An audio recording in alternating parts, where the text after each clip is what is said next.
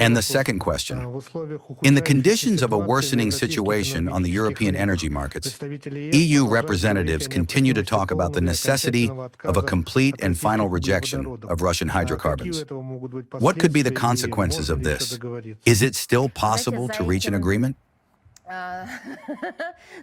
You know, the whole world is watching this circus death-defying act with bated breath. And there's a joke like this, but have you seen such a trick? No, I haven't even seen such a trick in the circus. This is from such situations indeed. All over the world, everyone is thinking only about where to get resources, how to make it so that energy carriers are predictable in terms of price, quality, and logistics. And only the European Union continues to eat the cactus. You know, I would like to remind you, although it seems to me, again, that everyone already knows this, that the rejection of Russian energy carriers is a deliberate policy, I would even say a strategy, of the European Union. We are talking not about the people of Europe, but about that very notorious European Commission, which has been engaged in this madness for the past several years. In May 2025, it presented a corresponding roadmap into the abyss, in development of which in January, the EU Council and the European Parliament adopted a European Union regulation on the phased termination of imports of Russian natural gas. This is despite the fact that they could not have failed to notice that Russian resources are being supplied quite well to other countries of the world. They could not have failed to see the conjuncture that is taking shape on the global energy markets. They could not have failed to see the geopolitical scenario that was unfolding before their eyes and with their participation. A conclusion could have been drawn if they had not killed the skill for it within themselves. In accordance with this regulation, the import of Russian gas into the European Union must be terminated as early as November 2027. I think on this occasion they should create some kind of show, some kind of performance, some kind of installation. Somehow they must mark this. Currently, the European Commission is developing a similar document regarding, you won't believe it, Russian oil, the supplies of which are planned to be banned by the end of 2027. I don't know if there will be a second show, if there will be a second celebration, or if they will combine them. It is an open question, but there should be something. After all, this is a historical decision that will definitely drag the European Union to the bottom. Just don't tell anyone about this. It's our little secret. According to the European Commission's own data, the European Union has already spent approximately an additional 6 billion euros on the purchase of hydrocarbons. Nevertheless, in the charter of the head of the European Commission, Ursula von der Leyen, although she really does look more like Ufuna, it was stated in mid-March of this year that even the current crisis, just think about it, even the current crisis is not a reason to return to normal energy cooperation with our country.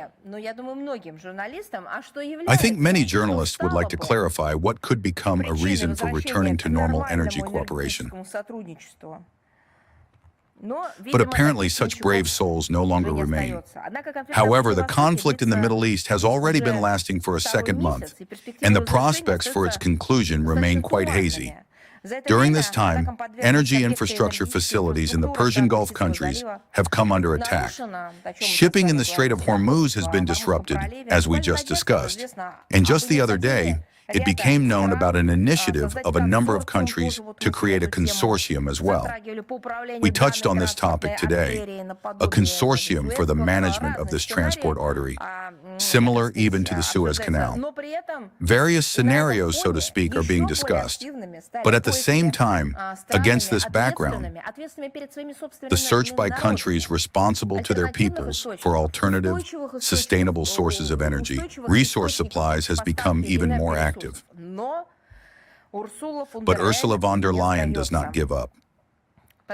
What is happening before our eyes is a structural transformation of the entire global energy architecture carried out against the backdrop of a flaring energy crisis. However, even with such possible disastrous consequences, There is no doubt that the European bureaucrats will continue their plunge to the bottom and into the darkness. Or to speak in diplomatic language, a policy destructive for economies. Here are a few examples. The energy sector of European countries reacted sharply to the escalation of the situation in the Middle East.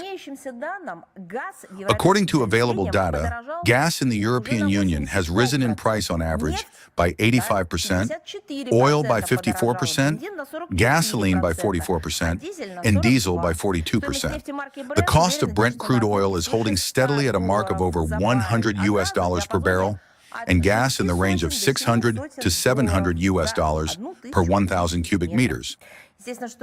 Naturally, this leads to an increase in the cost of fuel and is reflected in the incomes of the citizens of Europe themselves, prompting governments to take measures to mitigate the consequences of the crisis.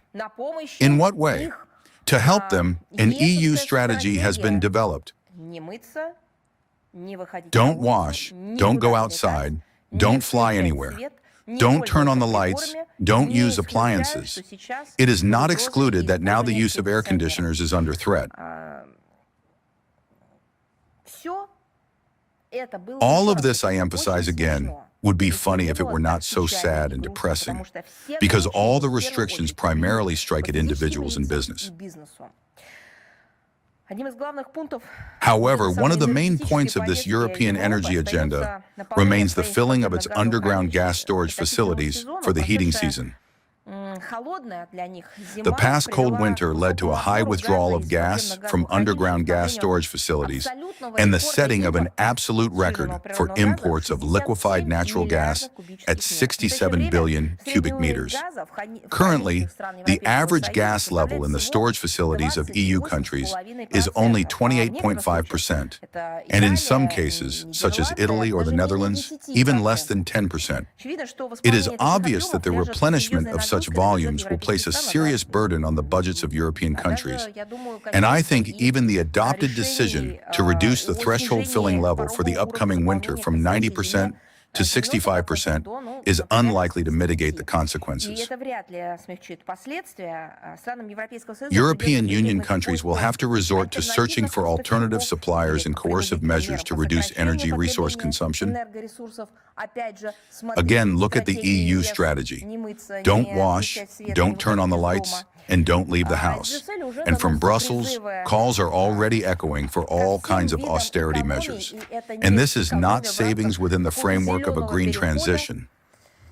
This is savings within the framework of a grimy transition. Such is the strategy in the European Union now. Brave people in the European Union directly call this an energy crisis and a recession. Those who, so to speak, do not find the strength in themselves and are under strong pressure resort to some other euphemisms.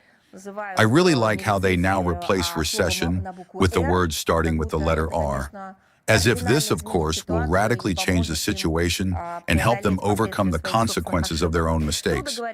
It is difficult to speak of any space for pragmatic dialogue when decisions in the EU are made based not on rational, but on anti-scientific and nationalistic, turning into Nazi approaches. And of course, this disease with which they are all seized, Russophobia, affects mental health. Our country is open to cooperation with all constructively minded partners who are not inclined to politicize issues of energy security. Relevant approaches were voiced, I repeat again, by the President of the Russian Federation, for example, during a meeting held on March 9th regarding the situation on the global oil and gas market. I want to emphasize that over the course of several decades, we have passed through different periods of geopolitical turbulence. But Russia has never violated its assumed obligations regarding the supply of energy carriers. Not once has our country refused to fulfill contracts that were concluded. Russia has never made energy cooperation, and even more so energy security, dependent on political disagreements or conjuncture. There were no such examples. Our country has always been open to concerns and to discussing those problematic issues about which the European Union signaled us. This happened more than once. At their request, we always found mutually beneficial solutions and ways out of the situation. Our guidepost is the reliability of consumers and the stability of demand on their part. Is the current leadership of the European Union ready to accept such conditions? Since you asked about this, I think you should address that question to them.